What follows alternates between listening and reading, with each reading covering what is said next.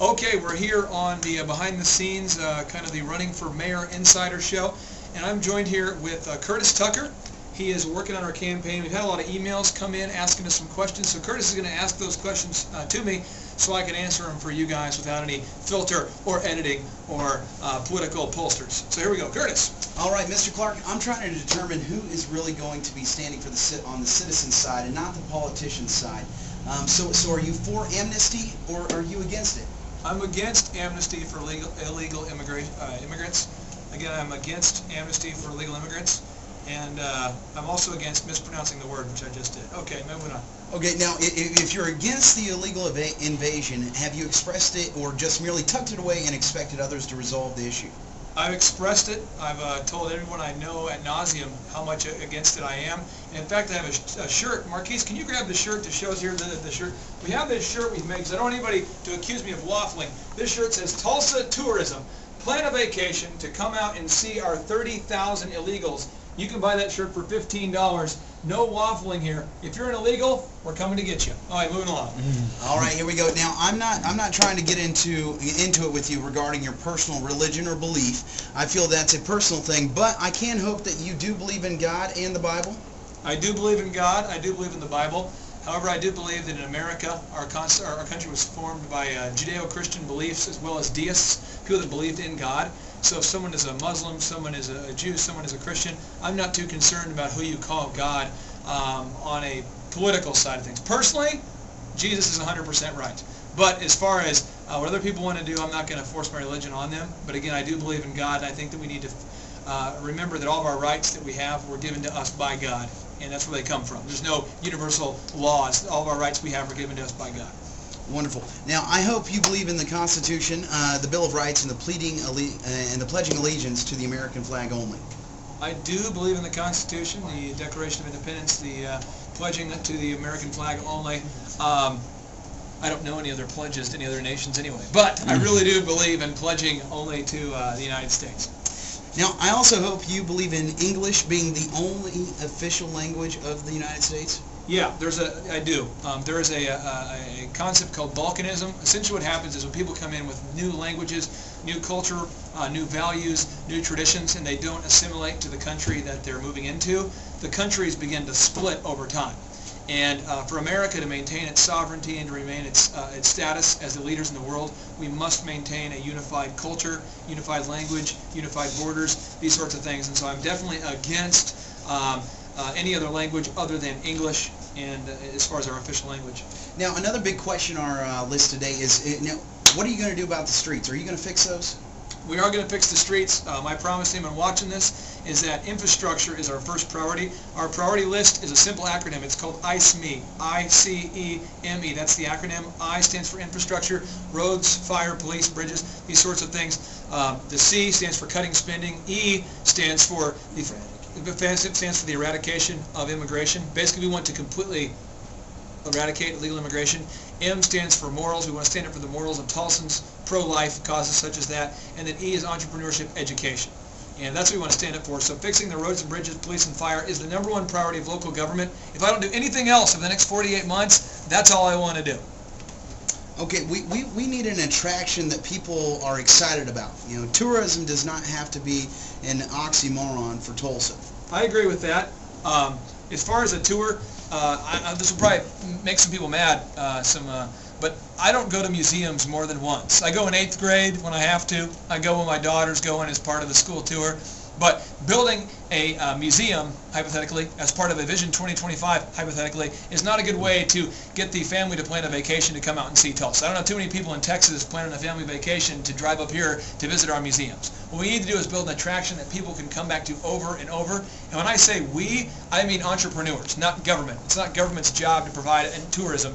If the private industry wants to do it, I'd be happy to help encourage that. I really feel like Tulsa needs a Six Flags or a Disney, something like that. I'd be happy to work to attract that. Any other questions you got there, Curtis?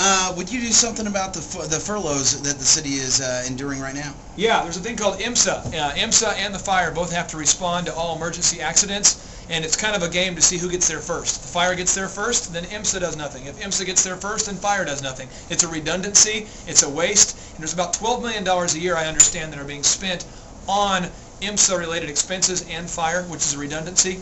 Another area we can cut is illegal immigrants. Make up about 40% of all accident wrecks, according to some of the firefighters I've ran into, as well as illegals make up about a third of the people that go to the emergency rooms. So if we just cut back on those, emergency calls as well as the IMSA redundancy there, I think we can save about $20–30 million a year, which should help us fix the streets and help us get rid of any furloughs, and will also help me to invest in a new pen that I'll use to sign all these veto bills and kind of anything needed to cut spending. We'll need one new pen.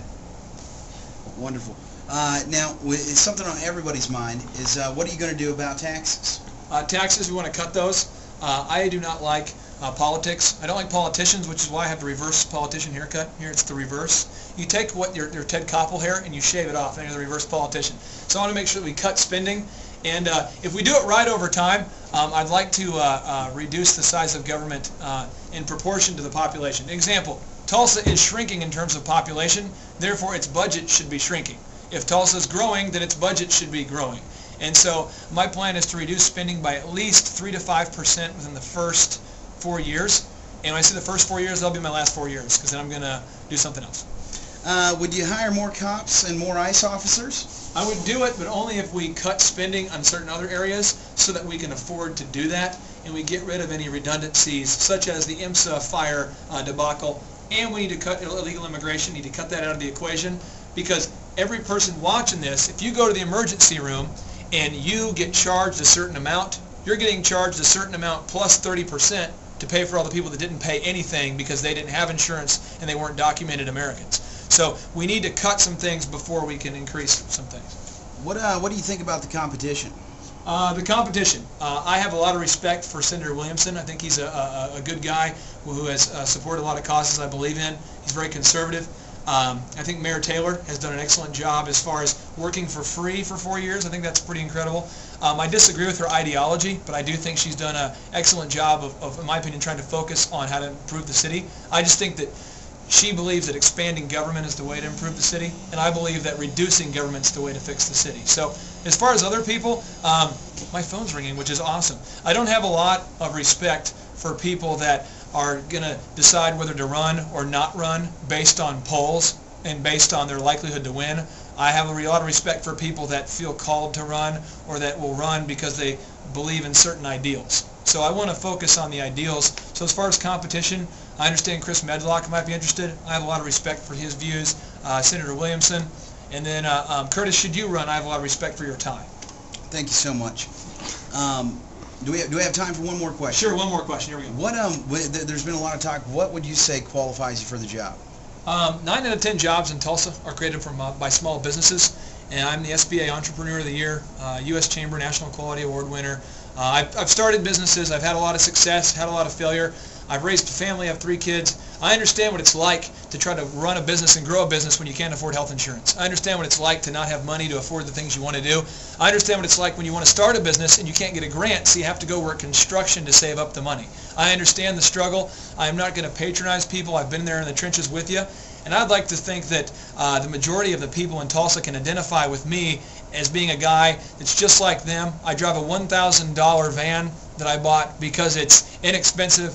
I don't drive a Lexus. I'm not driving a Hummer. I'm not a guy who's an elitist. I don't own a ton of downtown real estate. I'm right there in the trenches with you. And the only reason I'm running is because I believe that you would run too if you could afford it or if you had the time to do it. And I'm running on behalf of all those people who feel like they're not getting represented in local government.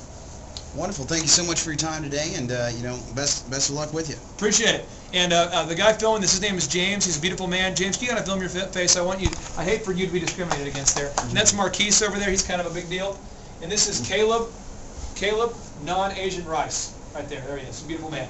Appreciate you for watching it. And if you have any other questions, please feel free to call us at the campaign office at 918-851-6920, 918-851-6920, or visit us online at voteforclay.com. That's voteforclay.com. Hey!